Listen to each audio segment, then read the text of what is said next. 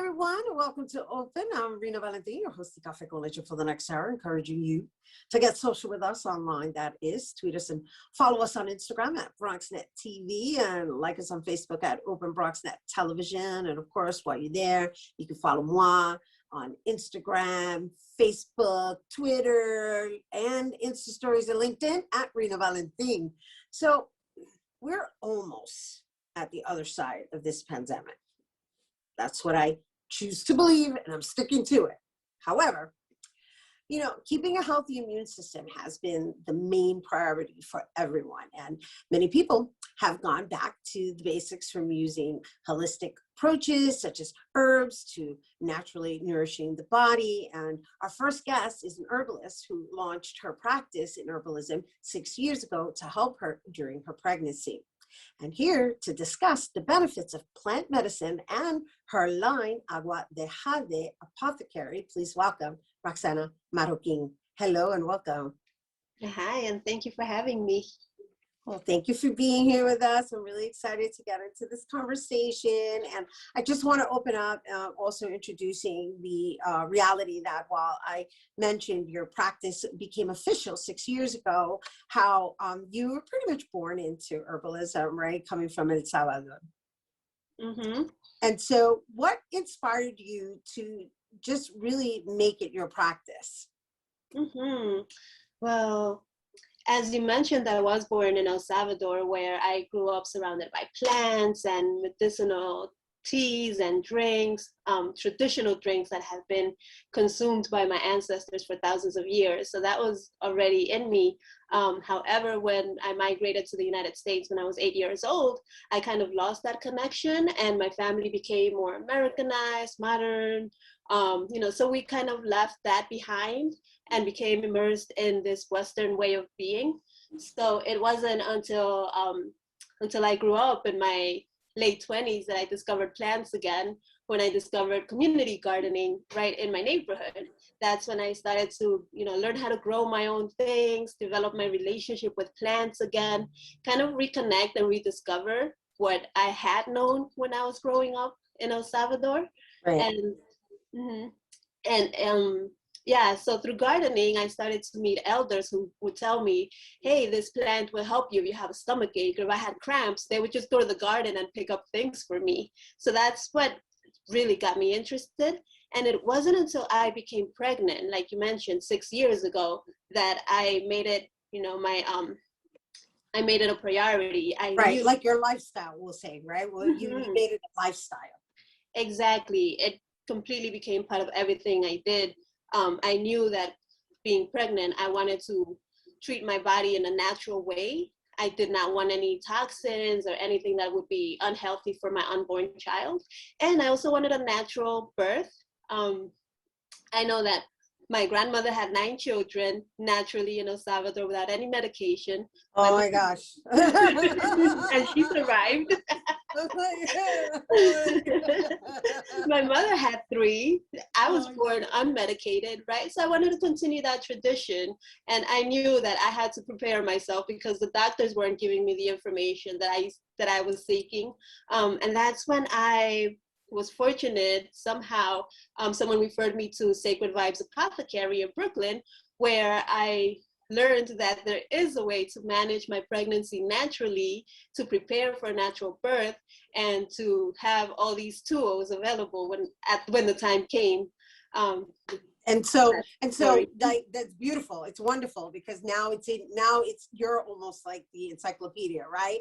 Of herbs. And so having become an herbalist and based on what we've been enduring, I cannot say how grateful I'm sure you are that you have all of this knowledge to just navigate through these really unprecedented times of connecting mind, body, and spirit, because really it's the three that need to be addressed as a dialogue that we all needed and continue to need to have with regards to making sure that you check in with yourself. And checking in comes really starting with what you put in your mouth, right? Because food is medicine. Exactly. So yeah, I was lucky to have a lot of information coming into this pandemic. I mean, weeks before the shutdown, I knew that I needed to get all my immunity supporting herbs, all my lung supporting herbs. Which are?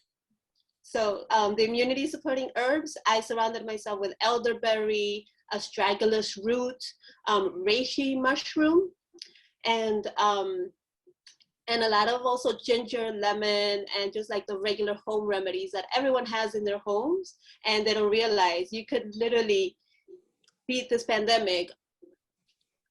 I don't know if I know what you mean. I know what you mean because I'm a ginger lemon drinker and I'm also a turmeric drinker, right? So those are part of my daily routines. And as far as I'm concerned, it's really assisted me in being able to dodge bullets, for lack of a better word. However, really, like where we are now is everybody's getting vaccinated, and while that's almost, it isn't mandatory, but I get the sense that it may be mandatory. There's this responsibility we have to take on in honoring ourselves. And so now they're already talking about a booster shot. And so it becomes this question of like, okay, so once again, going back to medication, is like, okay, yes, that there's that means of relief, but then there's also this reality of having it accessible to yourself just through knowledge and knowing that it's all grown, it's all homegrown, it comes from Mother Earth. It's just a matter of understanding what it takes to put these remedies together and what heals what, or what assists, the ailments or whatever it is that your body is needing in that moment, right? Whether it's vitamin C, vitamin D, again, building the immune system, whether it's boosting, right? I already said that, boosting the immune system. It's just, it's here, it's accessible. And so coming across a person like yourself is like coming across gold. Because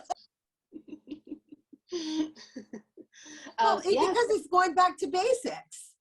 And it's also connected with Mother Earth, which is something that gets lost in the shuffle as well, being, urban and living in the metropolitan New York City, Yeah, I mean, going back to, like you said, connecting to Earth, that's really what connects us to ourselves, right? And to the understanding that we are part of the Earth and we're in communion with the Earth. So if we take care of it, it'll take care of us back.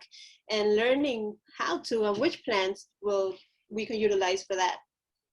And so I know recently you had an event in which you created mandalas, and I love mandalas, and I love your the symbolism that you used, having herbs design the mandalas. So you're dealing with a living being, creating a sacred circle, and then communing with individuals based on, I guess, whatever herbs they chose to use to create the vibrancy with color. Yes, thank you for mentioning that event. It's my favorite so far, creating herbal mandala gatherings.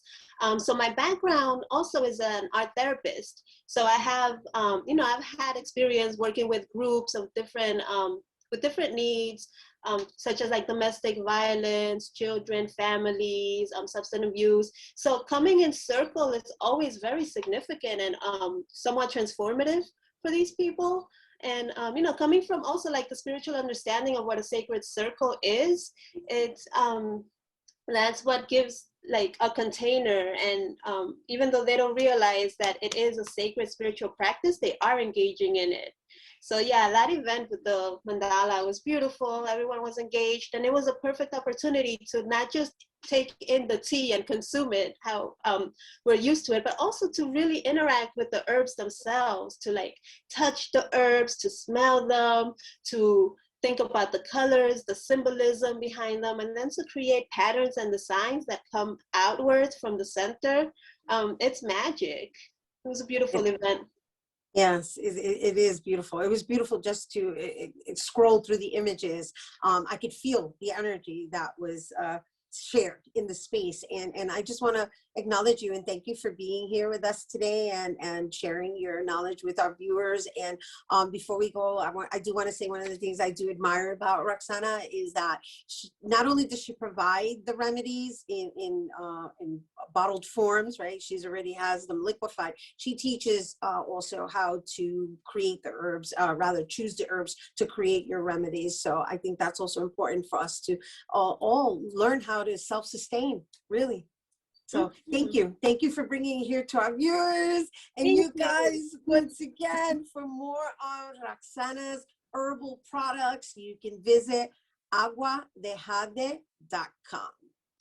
All right, we have to take a quick break, but when we return, we'll learn about a new children's book, Shedding Light on Autism. Don't go anywhere.